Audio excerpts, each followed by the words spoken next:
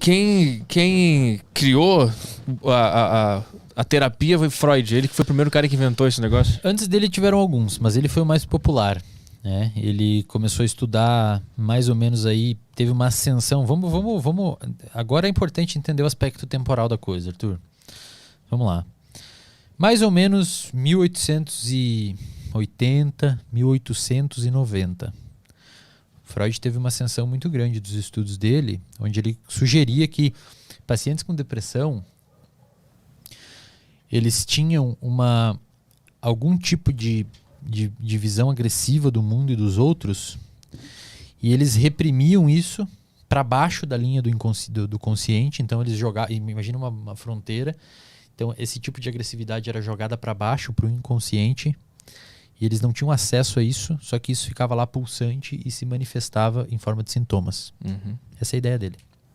Nessa época, a galera da neuro nem era entendida ainda direito como um campo de área de estudo. A primeira sociedade de neurociência americana foi em 1970, 100 anos depois do Freud. Só que tinha uma galera fazendo uns estudos aí, uns caras descobrindo o que nós temos dentro do cérebro, um cara chamado Santiago Ramon y Cajal, e Camilo Golgi, eles descobriram como que o nosso cérebro, o que tem no cérebro. Então o Camilo Golgi, isso é muito foda, cara. Essa história mostra que treta às vezes rende coisas muito positivas para a ciência. O Camilo Golgi, ele descobriu, se você pegar uma fatia de cérebro e pingar nela nitrato de prata, você colore células aleatoriamente, fica bonitinho colorido. Ele mostrou isso lá em 1900. Em 2019 eu fiz no laboratório a mesma técnica que ele fez e consegui reproduzir exatamente a mesma imagem que ele fez. Isso é ciência, Arthur. Ciência é uma coisa que você faz da mesma forma que um chinês fez e chega ao mesmo resultado. Isso é consistência científica. A ciência pauta-se nisso, falseabilidade. Se você mostrou B, se você mostrou que A mais B é C, eu vou tentar fazer A mais B também. Se não der C, a gente tem que ter uma conversa. Talvez você não esteja certo. E se todo mundo no mundo fizer e der C, parabéns, você fez ciência. O Santiago Ramon, o Camilo Golgi mostrou isso. Vamos pingar nitrato de prata numa fatiazinha de cérebro e colorir um neurônio. Qual que era a ideia dele? A ideia dele era que nosso cérebro era composto por um único neurônio. Um neurônio grandão que circulava o cérebro inteiro. Cara, uma rede. Tipo a Terra plana, assim. Tá no centro de tudo.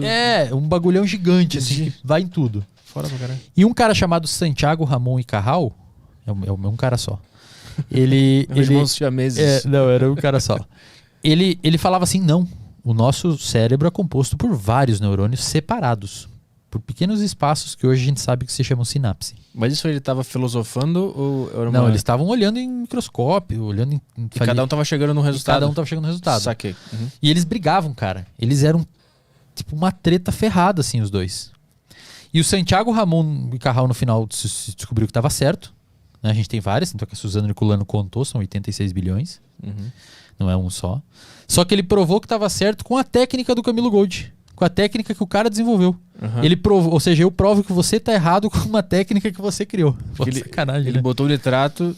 Ele descobriu que com nitrato dava pra colorir. Aí ele coloriu e o outro cara que achava que tinha um monte de neurônio pegou esse nitrato, coloriu, viu, tem um monte de neurônio mesmo. É isso, exatamente. Saquei.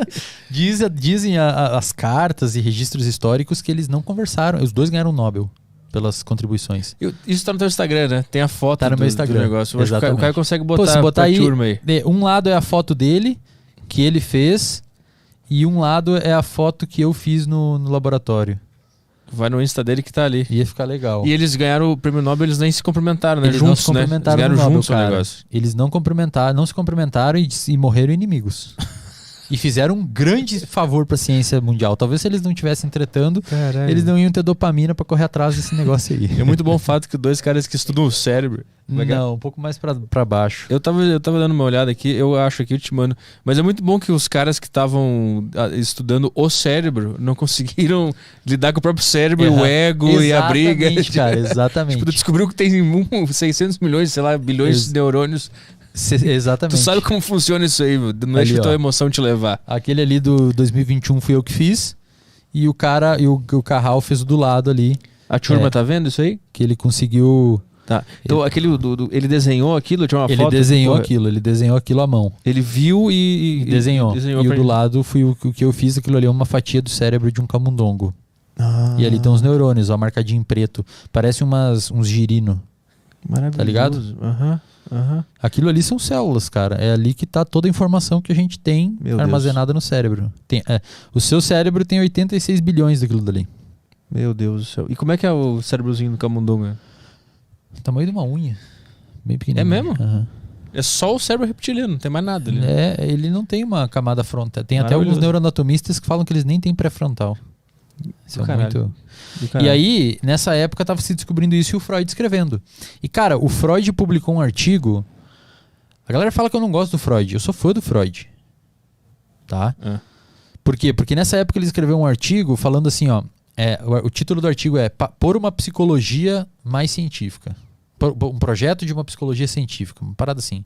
Porque até então era muito místico. Muito místico. Muito espiritual. Muita coisa assim. Saquei. E antes do Carral publicar isso daí, de mostrar que o cérebro é assim, no artigo, o Freud desenhou uma proposta muito parecida com isso, cara. Caralho. Ele já tinha mais ou menos uma ideia. Ele era neurologista, o Freud. Era médico. E depois ele escreveu também um outro artigo que ele falou assim... Muito provavelmente a gente aprende e associa informações por meio do fortalecimento de conexões entre os neurônios. Os neurônios são conectados, é como uma rede. É como uma célula conversa com a outra e vira tipo uma circuitaria. Então ali eles ficam conversando um com o outro e vira uma circuitaria. O Freud escreveu isso, cara, em 1870 e tanto, 1880 e tanto. E em 1970 se mostrou que era assim. Falou, um cara fez um experimento e falou assim, ó, quando você aprende, você aprende uma informação, os neurônios que se conectaram para você associar aquela informação, eles se fortalecem entre si e eles ficam mais amiguinhos. Eles se ativam mais fácil junto. É como quando você está num campo de grama e você passa sempre pelo mesmo lugar e a grama morre ali. Fica um trilho. No seu cérebro, quando você aprende alguma coisa, fica marcado um trilho. A gente chama isso de engrama, que é o lugar onde ficam as memórias. E a gente consegue enxergar isso? Não, ainda não. Não. A gente consegue saber qual população de neurônios dispara quando, por exemplo, você aprende uma informação. Você, com um camundongo, aprende que isso daqui é perigoso para ele. Existe uma população de neurônios na amígdala dele que dispara para avisar ele que aquilo é perigoso. Mas o caminho em si... Porque eu acho que um dia, sei lá, daqui 200, 300 anos, não sei, a gente vai conseguir visualizar onde é que tá o caminhozinho, a memória Cara, e tal. O Elon Musk ele tem um projeto chamado Neuralink. Mas aí é loucura, né? Que ele falou que em algum momento a gente vai conseguir transplantar a memória para as pessoas. E para fazer isso, por exemplo, eu tenho uma memória, eu sei dessa historinha do Freud. Você não sabe. Existe uma circuitaria que essa informação tá numa circuitaria de neurônios no meu cérebro. Para eu botar isso em você... vai ter que tirar essa circuitaria e botar no seu cérebro. Cara, eu acho muito maluco isso, mas vai saber, né? O cara é louco também, né? Os caras vão e o Elon Musk fazer. é maluco, né? Vai saber o que vai fazer. O Matrix era assim, né? Só que era num disquete, né? A informação de Kung Fu, toma aí. Mais ou menos aí, mais ou menos isso. E aí nessa época tava acontecendo isso e o Freud escreveu. Então o Freud era um cara muito científico. E ele tinha essa ideia, porque assim, na época dele não se sabia nada, cara, do que acontecia no cérebro de uma pessoa com depressão. Ele teorizou em cima. Isso é uma coisa do caralho que eu vi no teu Instagram, que até então os caras abriam o cérebro da pessoa deprimida e não conseguiam ver nada, né? Cara. Tava um cérebro normal. O Alzheimer era um cérebro podre, era um cérebro tudo morto, pequeno, murcho. O pessoa com vício, com esquizofrenia, você não enxergava nada a olho nu. Por quê? Porque a alteração tá na circuitaria. Então achavam que era um problema de caráter. Pô, essa pessoa aí é mau caráter, fica se fazendo, sei lá o que. Não. Existe uma alteração de circuitaria. Que só foi possível entender com o advento da neuroimagem, na década de 80. Então, assim, a terapia clássica, que é chamada de psicanálise, ela evoluiu muito, ela contribuiu bastante até a década de 50. Depois, muito pouco foi produzido. Tá? E quem diz isso nem é eu. É esse Eric Kandel, que é um fã do Freud, e é um neurocientista que ganhou um prêmio Nobel na década de 2000 por mostrar como as nossas memórias são armazenadas. Ele é vivo hoje. E ele fala isso num livro, ele fala a psicanálise evoluiu muito até a década de 50 e depois disso não contribuiu mais. O que aconteceu? Ponto de ruptura. 1952, No tempo. Em 1952 já se sabia que neurônio, o que tinha no cérebro, já se sabia, nos estudos na década de 30, 40 já descobriram que transtorno mental era genético. Então pensa, evolução da parada. Estamos entendendo o que está acontecendo aqui. Uma parada bem mais complexa do que a gente acha que é. Já se sabia que tinham vários tipos de transtorno mental. A psicanálise dividia em psicose e neurose. Depois isso se quebrou na década de 80.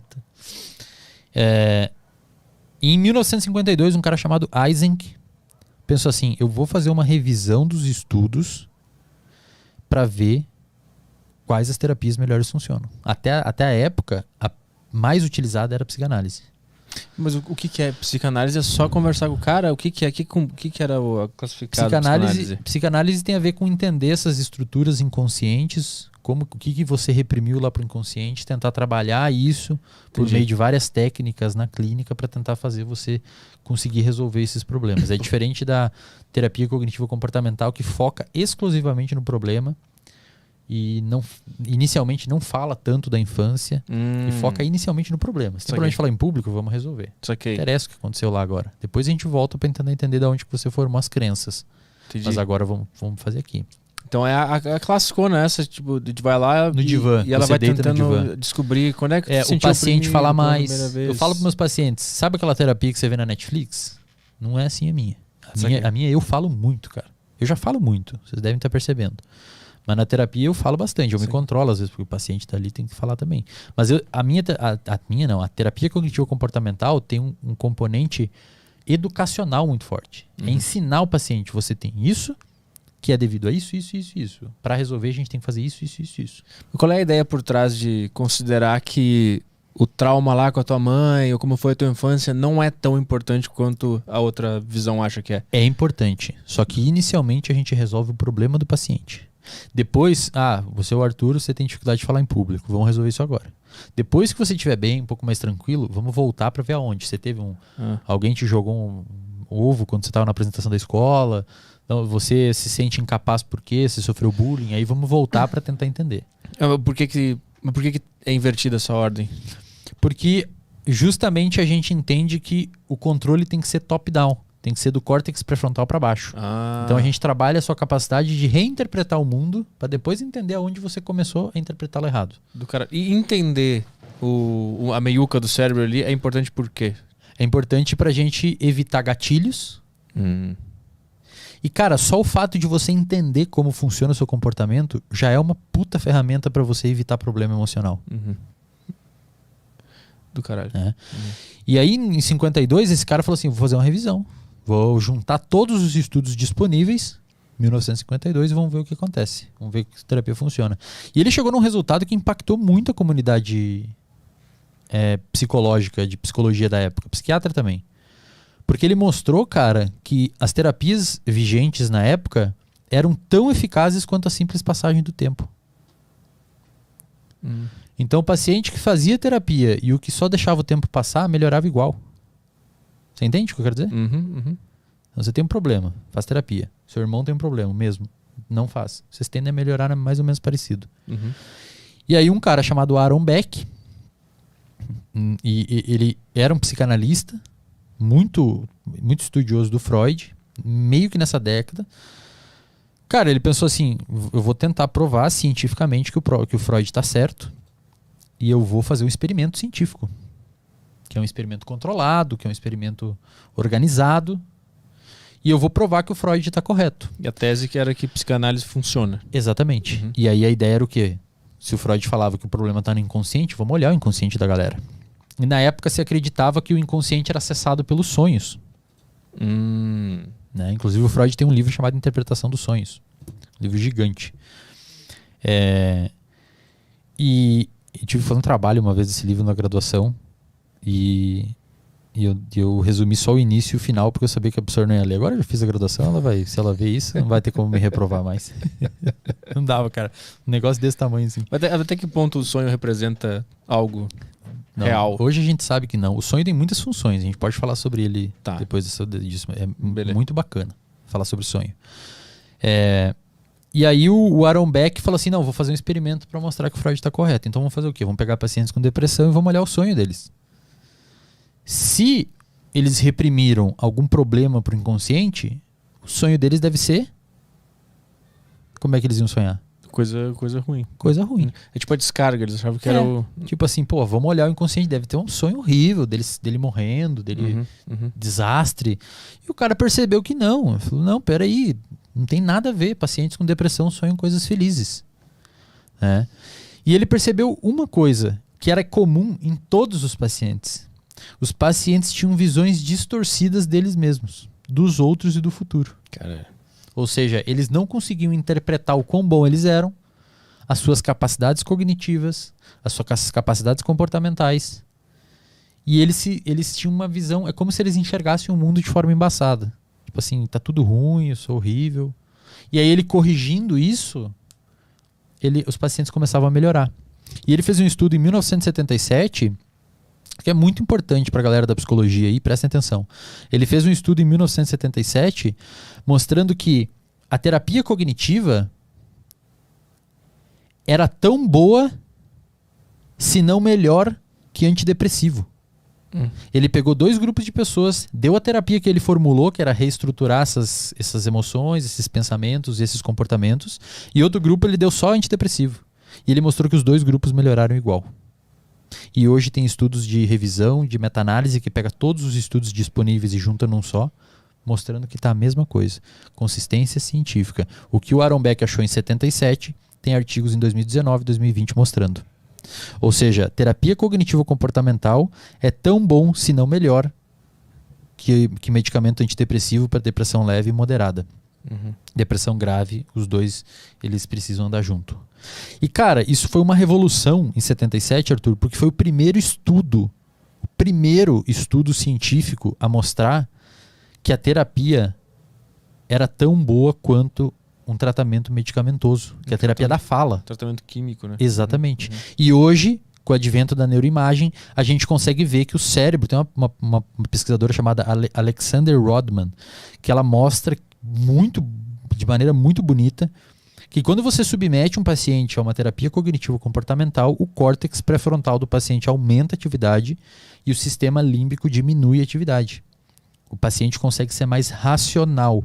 E isso, existe uma correlação direta entre aquele paciente que tem maior delta de modificação no córtex pré-frontal de aumento, é aquele paciente que tem melhora nos scores de ansiedade e depressão. É por ali. Por isso que eu digo, para quem está assistindo aqui, por favor, a terapia cognitiva comportamental é um tratamento biológico, Arthur. Ela muda a arquitetura do seu cérebro. Isso é muito louco, cara. As pessoas não têm essa noção, mas a forma que você pensa sobre você, sobre o mundo e sobre o futuro, sobre as suas atividades, sobre o seu comportamento, sobre seus objetivos, muda a atividade do seu cérebro. Se você tiver pensamentos de buscar um objetivo, de alcançar uma meta e de você se colocar no lugar certo, tipo, eu tenho que ir por aqui, é por aqui que eu tô indo, a dopamina vai aumentar. Eu estou no lugar certo, eu estou fazendo um podcast, eu estou estudando para uma residência em medicina, eu estou estudando para um vestibular, eu estou estudando para o Enem, eu estou trabalhando. Ah, mas eu tenho 30 anos e com 30 anos geralmente a galera tá formada. Azar, cara. Se você tá fazendo, você tá na direção correta. E você precisa ver isso, Arthur. Porque senão você não vai ativar o seu sistema de dopamina e de noradrenalina. Ou melhor, você vai ativar o de noradrenalina e vai desativar o de dopamina. Então você vai ficar agitado, querendo estar num lugar, mas você não tem o neurotransmissor que faz você ir. Sim.